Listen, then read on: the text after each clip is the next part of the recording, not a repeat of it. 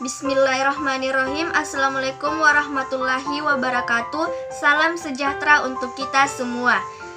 Perkenalkan, saya adalah Iva Kardillah dengan NIM 201430667 dari Program Studi Pendidikan Biologi Fakultas Keguruan dan Ilmu Pendidikan Universitas 19 November Kolaka. Pada video kali ini saya akan menayangkan hasil persentase saya pada mata kuliah Teknik Laboratorium dengan tema Cara Kerja di Laboratorium. Cara kerja di laboratorium yang pertama yaitu mengenal bahan. Fase bahan kimia dapat berbentuk padatan, cairan, dan gas. Bahan kimia berbentuk padatan dapat dibagi menjadi bentuk serbuk dan kristal.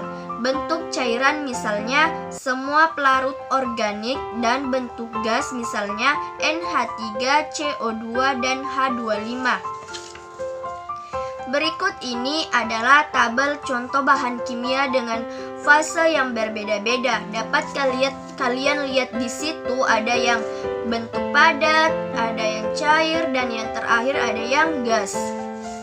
Pertama-tama saya akan membacakan yang padat terlebih dahulu. Di situ ada amonium asetat, amonium hidroksida, amonium karbonat, barium klorida, kalium karbonat, kupri asetat, natrium hidroksida, dan yang terakhir ada natrium klorida. Selanjutnya di sini ada yang bahan cair, yaitu ada alkohol, asam asetat, aseton, asam fosfat, asam klorida, asam sulfat, bensen, karbon disulfid, karbon tetraklorida, dan yang terakhir ada gas.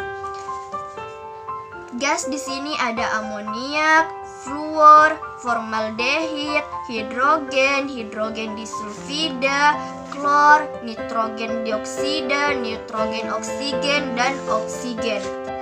Cara kerja di laboratorium yang kedua ada menuangkan bahan.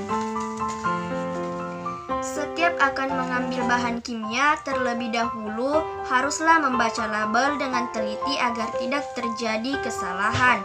Peganglah botol dengan baik, yaitu dengan label yang melekat pada bawah botol. Dengan cara ini tidak akan ada bahan yang menetes atau menempel pada label sehingga label tetap utuh. Menuangkan bahan dapat dibagi menjadi dua, yaitu bahan padat dan bahan cair. Pertama-tama saya akan membacakan yang padat terlebih dahulu.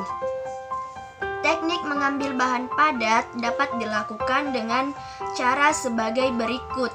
Yang pertama, peganglah botol bahan dengan label di bawah telapak tangan. Dan yang kedua, miringkan botol sehingga sedikit bahan masuk ke dalam tutup botol. Dan yang ketiga, kemudian keluarkan tutup botol dengan hati-hati. Dan yang keempat, ketuk-ketuk tutup botol dengan telunjuk atau batang pengaduk sehingga bahan pada penutup jatuh pada tempat yang diinginkan. Selanjutnya, bahan cair untuk mengambil atau menuangkan zat cair dilakukan sebagai berikut.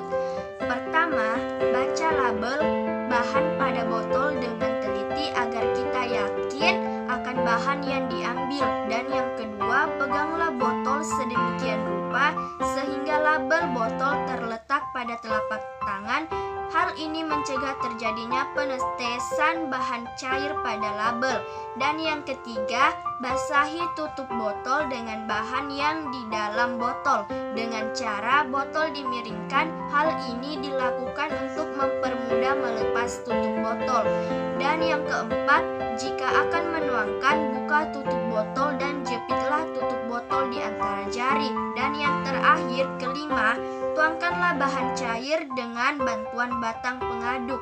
Bila menuangkan ke dalam gelas ukur, botol bahan dimiringkan secara langsung dengan tutup botol dijepit di jari di antara jari, atau cara ditampung terlebih dahulu di dalam gelas kemudian dituangkan ke dalam gelas ukur sesuai dengan volume yang diinginkan. Cara kerja di laboratorium yang ketiga yaitu menimbang. Menimbang dapat dilakukan dengan cara-cara sebagai berikut. Yang pertama, membersihkan neraca, terutama piring neraca harus bersih dari sisa bahan. Seimbangkan neraca sehingga jarum menunjukkan skala 0 dengan cara menggeserkan skru pengatur. Dan yang kedua, timbang tempat bahan, botol, kaca arloji atau alas lainnya dengan cara meletakkan pada print timbangan dan catat beban tersebut. Dan yang ketiga, masukkan bahan yang hendak ditimbang ke dalam tempat atau wadah yang sesuai ditimbang tadi. Timbanglah sampai benar seimbang. Dan yang terakhir, keempat, jika selesai menimbang, kembalikan semua ke posisi awal, yaitu skala beban pada skala 0 dan penahan piring neraca dinaikkan agar piring neraca tidak bergoyang. Neraca memiliki tipe dan secara garis besar dapat dibagi menjadi neraca halus dan neraca kasar. Cara kerja di laboratorium yang keempat yaitu mengukur volume bahan cair. Mengukur volume bahan cair dapat dilakukan dengan menggunakan gelas ukur atau pipet ukur. Mengukur volume bahan cair dilakukan dengan cara sebagai berikut. Yang pertama, gunakan gelas ukur yang ukurannya sesuai dengan volume bahan yang diukur. Dan yang kedua, bacalah skala pada gelas ukur dan tentukan harga setiap skala. Misalnya 0,1.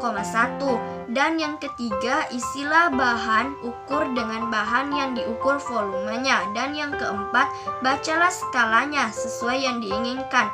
Pembaca skala harus lurus dengan mata. Dan yang kelima, perhatikan permukaan zat cair yang diukur. Bila permukaannya cembung, dibaca pada bagian terbawah. Dan yang keenam, jika volume yang diinginkan sudah tepat, tuangkan ke dalam wadah yang lain dan jangan lupa bersihkan kembali gelas ukur besar. Dan yang terakhir dari cara kerja di laboratorium ada menyaring atau memfilter. Untuk menyaring dilakukan sebagai berikut. Gunakan kertas saring yang sesuai dengan yang diinginkan, misalnya kertas saring Wetman nomor 1. Dan yang kedua, bentuklah kertas sedemikian rupa sehingga sesuai dengan ukuran corong. Penyobian bagian bawah kertas saring dilipat untuk memberikan udara sehingga proses penyaringan berjalan dengan lancar. Dan yang ketiga, tempatkan kertas saring pada corong dan basahilah kertas saring dengan air suling sehingga benar-benar melekat. Dan yang keempat, terakhir, pasanglah corong pada sifat dan masukkan dalam tempat penumpan filter. Sekian persentase dari saya. Semoga dengan adanya persentase ini dapat menambah wawasan Anda, dan apabila ada tutur kata dari saya yang kurang berkenan mohon dimaafkan. Wassalamualaikum warahmatullahi wabarakatuh.